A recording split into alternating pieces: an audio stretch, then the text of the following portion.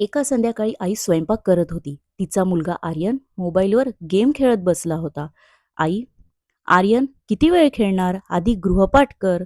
आर्यन उलट उत्तर देत, तुम्हीच ना नेहमी फोन वापरता, मग मला का नाही? आई थोडी चिडली.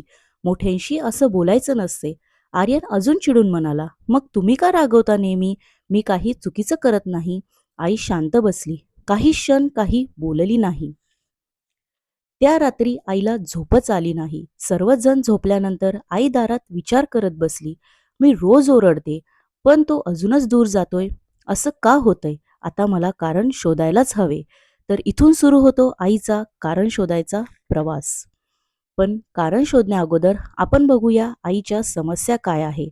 आपल्याला वाटते समस्या फक्त इतकीच आहे की मुलं उलट उत्तर देतात. पण खरं म्हणजे ही एकटीच समस्या नाही. मुलं उलट बोलतातच पण ऐकतही नाही. सांगितलेलं इग्नोर करतात. प्रत्येक गोष्टीत ऑर्ग्यू करतात. लवकर चिडतात आणि बोलण्याची पद्धतही कठोर होत जाते. म्हणजे उलट बोलणे ही फक्त सुरुवात आहे.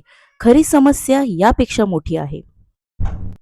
प्रत्येक समस्येसाठी काय करायचे हे सांगणे सोपे आहे, पण खरी गरज आहे ती समस्या का निर्माण झाली आणि कशी वाढत गेली, आणि नंतरच आपण ठरवू शकतो की काय केल्याने त्याचे निराकरण होईल. नमस्कार. Rise up small stars parenting with purpose not pressure या आपल्या यूट्यूब चॅनलमध्ये आपले स्वागत आहे.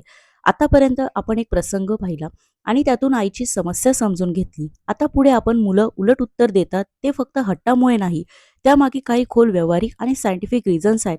ते बहुतेक पालकांना माहीतच नसतात. पुढे आपण ते रिझन्स आणि त्यावरचे प्रॅक्टिकल उपाय पाहणार आहोत. आणि शेवटी पालकांसाठी एक छोटंसं असाइनमेंट आहे, जे तुमच्या पॅरेंटिंगमध्ये खरा बदल घडवू शकतो. त्यामुळे हा व्हिडिओ शेवटपर्यंत नक्की पहा. चला तर मग मुलं उलट उत्तर देण्यामागची काही व्यावहारिक कारणे समजून घेऊया. तर पहिले कारण आहे सतत आदेश देणे. जेव्हा आई वडील मुलांना दिवसभर फक्त सांगत राहतात, हे कर, ते करू नको, आत्ता लगेच मोबाईल ठेव, तेव्हा मुलांना वाटायला लागते माझं काहीच चालत नाही, मला कोणी विचारत नाही. जेव्हा त्यांना सतत आदेश मिळतात तेव्हा त्यांना स्वतःचा कंट्रोल गेला असं वाटते आणि ते उलट बोलून तो कंट्रोल परत मिळवण्याचा प्रयत्न करतात. तर यावरून आपल्याला असे समजते की सतत आदेश दिल्यावर मुलं ऐकत नाही, ती विरोध करायला लागतात. आता आपण बघूया दुसरे कारण. दुसरे कारण आहे मुलांचे बोलणे ऐकले जात नाही. मूल जेव्हा काही सांगायला येतात, त्यांचा दिवस, त्यांची भावना, त्यांचा प्रॉब्लेम्स, पण त्यांना लगेच मध्ये थांबवलं जाते. आता नको, नंतर सांग, आधी हे पूर्ण कर, नंतर बघू. हळूहळू त्यांच्या मनात एक भावना तयार होते, माझं कोणी ऐकत नाही. ही भावना फ्रस्ट्रेशनमध्ये जाते आणि मग ते शांत राहण्याऐवजी उलट बोलायला लागतात. आता बघूया तिसरे कारण. तिसरे कारण आहे मुलं अनुकरण करतात. मुलं ऐकून कमी आणि पाहून जास्त शिकतात. घरात आई वडील किंवा मोठी माणसं एकमेकांशी कसं बोलतात, कसा टोन वापरतात, हे मुलं शांतपणे ऑब्झर्व करत असतात. जर घरात वारंवार चिडून बोलणे, उलट उत्तर देणे, आवाज चढवणे होत असेल, तर मुलं ते नॉर्मल आहे असं समजतात आणि तसंच वागायला लागतात. ते मुद्दाम वाईट वागत नाही, ते फक्त पाहिलेलंच रिपीट करत असतात. मुलं आपण सांगतो ते नाही, तर आपण करतो तेच शिकत असतात. चला तर आता आपण बघूया चौथे कारण. चौथे कारण आहे सतत टीका करणे. जेव्हा मूल वारंवार ऐकतात, तू कधीच नीट करत नाहीस, तुझ्याकडून काही होत नाही, तेव्हा त्यांना असं वाटायला लागते की काहीही केलं तरी मी चुकीचाच आहे आणि मग ते स्वतःला वाचवण्यासाठी उलट उत्तर द्यायला लागतात. म्हणजे उलट बोलणे हे ॲटिट्यूड नसते, ते एक डिफेन्स असते. म्हणजे सतत टीका मुलांचं डिफेन्स मोड ऑन करते. आता बघूया पाचवे कारण. पाचवे कारण आहे स्वतःचे निर्णय स्वतः घेण्याची गरज. मुलांना स्वतःचे निर्णय घ्यायची गरज असते. छोट्या-छोट्या गोष्टीत काय घालायचं, कसं करायचं, कधी करायचं, पण जेव्हा प्रत्येक गोष्ट आपणच ठरवतो आणि त्यांना काहीच चॉईस देत नाही, तेव्हा मुलांना असं वाटते माझं काहीच चालत नाही आणि मग ती विरोधातून स्वतःचं मत दाखवतात. उलट उत्तर देणं म्हणजे त्यांचा इगो नाही, तर मलाही काहीतरी ठरवू द्या हा प्रयत्न असतो. जिथे चॉईस नाही तिथे विरोध सुरू होतो. आता आपण बघूया शेवटचे कारण म्हणजे परिस्थितीनुसार वागणे. कधी-कधी कारण इतकं मोठं नसतं. मुलांचा मूड ऑफ असतो किंवा त्यांना भूक लागलेली असते, थकलेली असतात किंवा ऑलरेडी कुठल्या गोष्टींमुळे अपसेट असतात. अशा वेळी छोट्याशा गोष्टीवरही ती लगेच उलट उत्तर देतात. म्हणजे प्रत्येक वेळी ॲटिट्यूड नसतो. कधी-कधी ती फक्त टायर्ड, हंग्री किंवा इमोशनली डिस्टर्ब असतात. कधी प्रॉब्लेम्स वागण्यात नसतो, तर मूव्हमेंटमध्ये असतो. ही झालीत मुलं उलट उत्तर देण्यामागची व्यावहारिक कारणे. आता आपण बघूया सायंटिफिक कारणे. तुम्हाला माहीत आहे का यामागे सायन्स काय सांगते? हे फक्त वागणं नाही, यामागे मेंदूचं सायन्स आहे. आपण जे बघतो ते फक्त वागणं असते, पण त्यामागे मेंदूमध्ये खूप काही चालू आहे. मुलं असे का रिॲक्ट करतात? त्याचं उत्तर सायन्समध्ये मिळते. चला तर आता आपण बघूया काही सायंटिफिक कारणे. पहिलं कारण आहे लॅक ऑफ इमोशनल रेग्युलेशन्स म्हणजे भावनांवर नियंत्रण नसणे. इमोशनल रेग्युलेशन म्हणजे आपल्या भावना, राग, चिडचिड, दुःख त्या योग्य पद्धतीने हँडल करणे. पण मुलांचे हे स्किल अजून फुल्ली डेव्हलप झालेले नसते. म्हणूनच थोडासा राग आला तरी ते लगेच रिॲक्ट करतात. उलट उत्तर देणे, मोठ्याने बोलणे किंवा आर्ग्यू करणे. म्हणजे त्यांना काय वाटतंय ते कंट्रोल करणं अजून जमत नसते. भावना येतात पण त्या कशा हाताळायच्या हे अजून शिकायचं असते. इमोशन्स मोठ्या पण कंट्रोल छोटा म्हणून रिॲक्शन मोठे. आता आपण बघूया दुसरे कारण. फाईट ऑर फ्लाइट रिस्पॉन्स लढा किंवा पळा प्रतिक्रिया. फाईट ऑर फ्लाइट रिस्पॉन्स म्हणजे एकदम साध्या भाषेत सांगायचं तर जेव्हा आई अचानक रागात म्हणते आत्ताच होमवर्क कर, त्या क्षणी मुलाला काय वाटते? प्रेशर, थोडा फिअर, थोडा राग आणि लगेच त्याचा मेंदू रिॲक्ट होतो किंवा तो फाईट करतो, जसे की नाही करणार, तुम्हीच का सांगता नेहमी, किंवा मूल फ्लाईट करतात म्हणजे शांत बसतात, इग्नोर करतात किंवा तिथून निघून जातात. म्हणजे मुलं विचार करून उलट उत्तर देत नाही. मुलं फक्त त्या मोमेंटमधून स्वतःला वाचवण्याचा प्रयत्न करत असतात. जसं आपल्यालाही कधी कोणी अचानक ओरडलं तर आपणही लगेच रिॲक्ट होतो ना, तसंच त्या क्षणी मुलं चुकीचं वागत नाही, ती फक्त रिॲक्ट करतात. आता बघूया तिसरे कारण. तिसरे कारण आहे ॲमेग्डला ओव्हर रिॲक्शन. मेंदूमध्ये एक छोटा भाग असतो, त्याला ॲमेग्डला इमोशन्स म्हणतात. हा भाग आपल्या इमोशन्स हँडल करतो, विशेषतः राग, भीती आणि स्ट्रेस. जेव्हा मुलांना काहीतरी वाईट वाटते किंवा त्यांच्यावर प्रेशर येते, तेव्हा हा ॲमेग्डला खूप पटकन ॲक्टिव्ह होतो आणि तो सिच्युएशनला जास्त मोठं करून दाखवतो. म्हणूनच मुलं छोट्या गोष्टीवरही लगेच चिडतात, उलट उत्तर देतात. इमोशन्स कंट्रोल होण्याआधीच ॲमेग्डला रिॲक्ट होतो. ओव्हर रिॲक्शन म्हणजे ॲटिट्यूड नाही, तो ब्रेनचा इन्स्टंट अलार्म सिस्टीम आहे.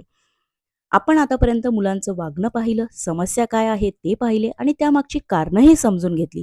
म्हणजे जवळपास 70% पिक्चर क्लिअर झाले आहे. पण आता खरी महत्त्वाची गोष्ट सुरू होते, ती म्हणजे ॲक्शन घेण्याची वेळ. कारण फक्त समजून घेणे पुरेसे नाही, बदल घडवणंही गरजेचे आहे.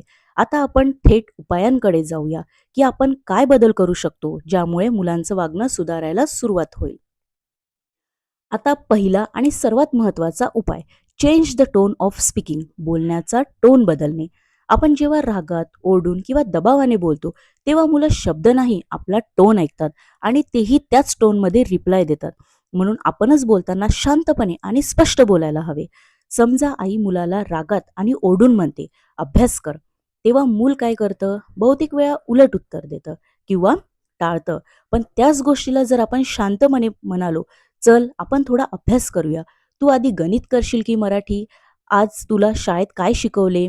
मला सांगशील का?" किंवा त्याचा स्कूल फ्रेंड घराजवळ असेल, तर त्याला बोलावून दोघं अभ्यास करा, असे म्हणा. आणि तुम्हीही त्याच्यासोबत बसा.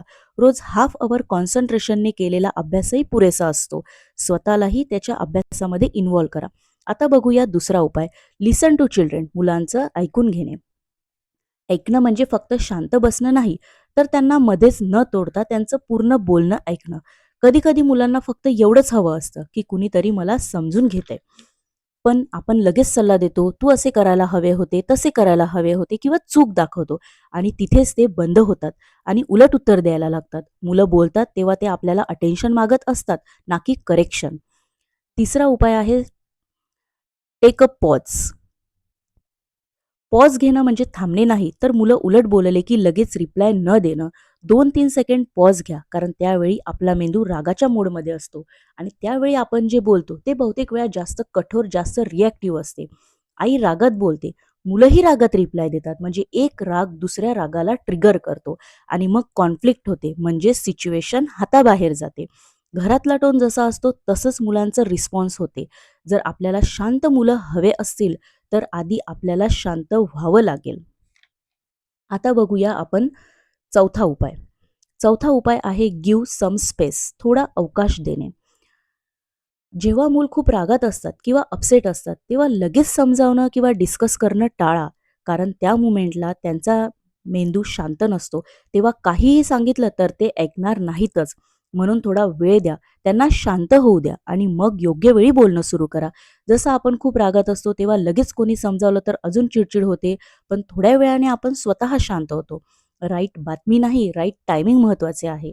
सगळं लगेच सोडवायचं नसते. काही गोष्टी शांत झाल्यावरच सोडवायच्या असतात. आता आपण बघूया 5वा उपाय. 5वा उपाय आहे मेंटेन अ रूटीन. नियमित दिनक्रम ठेवणे. मुलांना जर रोज काय आणि कधी करायचे हे क्लिअर असेल तर वाद कमी होतात. दररोज ठरलेली वेळ जेवणाची, अभ्यासाची, खेळाची, झोपेची, मग प्रत्येक वेळी आता हे कर असं सांगावं लागत नाही. कारण मुलांच्या मनात आधीच क्लिअर असते. जसे दररोज 7 वाजता जेवण असते, तर आता ये असे पुन्हा पुन्हा सांगावे लागत नाही. रूटीन असेल तर रेझिस्टन्स कमी असतो. जिथे स्ट्रक्चर असते तिथे मुलांना सुरक्षित वाटते. रुटीन मुलांना कंट्रोल करत नाही, ते त्यांना स्टेबल बनवते. आता बघूया 6वा उपाय. Avoid power struggles. सत्ता संघर्ष टाळणे. मी सांगते म्हणून कर, आत्ताच कर असं बोलायला लागलो की ते एक पॉवर स्ट्रगल बनते आणि मग मुलं ऐकत नाही, ती जिंकायचा प्रयत्न करतात. जसे आई म्हणते आत्ताच खेळणी आवर. मुलगा म्हणतो नाही. आई मी सांगते ना लगेच कर. मुलगा म्हणतो नाही करणार. मग वाद वाढत जातो. मार आणि आरडाओरडा. त्यापेक्षा आईने शांतपणे म्हणले, आर्यन खूप वेळ झालाय, खेळतोय, आता बस कर आणि आपण आता खेळणी आवरून घेऊया. मुलगा लगेच हो म्हणणार नाही. तो अजून खेळतो आणि इग्नोर करतो. नंतर आई परत ओरडत नाही. ती जवळ जाते आणि शांतपणे रिपीट करते. चल आता आवरूया, मी मदत करते. मुलं एकदम ऐकत नाहीत, पण रिपीटेड काल्म अप्रोच काम करतो. एकदा सांगितलं पुरेसं नाही, शांतपणे पुन्हा सांगणं इफेक्टिव्ह. कन्सिस्टन्सी जिंकते, पॉवर नाही. चला तर आता आपण एकदा पटकन बघूया. मुलं उलट उत्तर देतात तेव्हा पालकांनी काय करायचे. Change the tone of speaking. मुलांचे ऐकून घेणे, थोडं थांबणे, थोडा अवकाश देणे, नियमित दिनक्रम ठेवणे आणि अवॉइड पॉवर स्ट्रगल्स म्हणजे सत्ता संघर्ष टाळणे. हे सगळं एकदम परफेक्ट करायचं नाही, तर थोडं थोडं बदललं तरी मोठा फरक पडतो. मुलं बदलतात जेव्हा आपला अप्रोच बदलतो. आता तुमच्यासाठी एक छोटा असाइनमेंट आहे. हे पुढचे 3-5 दिवस नक्की करा. याला मी म्हणते नो शाउटिंग चॅलेंज. पुढचे 3-5 दिवस मुलं काहीही बोलले तरी ओरडायचं नाही. फक्त शांतपणे हँडल करायचे. किती वेळा राग आला पण तुम्ही स्वतःला थांबवले हे ऑब्झर्व्ह करा आणि बघा मुलांच्या रिॲक्शनमध्ये काही बदल जाणवतो का. जर चुकून ओरडला तर गिल्ट नाही, पुन्हा ट्राय करा. पहिला बदल मुलांमध्ये नाही आपल्यात दिसेल. हा चॅलेंज नक्की करून बघा आणि तुमचा अनुभव कमेंटमध्ये सांगा. आता आपल्यापैकी काही पॅरेंट्स हे उपाय करतील लगेच, पण 2-3 दिवस करून म्हणतील काही उपयोग नाही आणि पुन्हा जुन्या पद्धतीकडे वळतील. ओरडणं, मारणं, कारण ते सोपं आहे आणि इफेक्ट लगेच दिसतो, पण तो इफेक्ट फक्त थोड्या वेळापुरताच असतो. खरंच जर तुम्हाला तुमचं मूल बदललेलं पाहायचं असेल, तर हे उपाय कन्सिस्टन्सी करा. सुरुवातीला थोडं अवघड जाईल, पण हळूहळू सगळं बदलायला लागेल. शॉर्ट टर्म सोपं वाटते, पण लाँग टर्मसाठी योग्य तेच करा. तुमचे अनुभव नक्की शेअर करा आणि अजून कुठल्या पॅरेंटिंग टॉपिकवर व्हिडिओ हवा असेल तर कमेंटमध्ये नक्की सांगा. व्हिडिओ आवडला असेल तर लाईक करा, चॅनलला सबस्क्राईब करा. तोपर्यंत टेक केअर आणि भेटूया पुढच्या व्हिडिओमध्ये. परफेक्ट आई नाही तर समजून घेणारी आई बनायची आहे.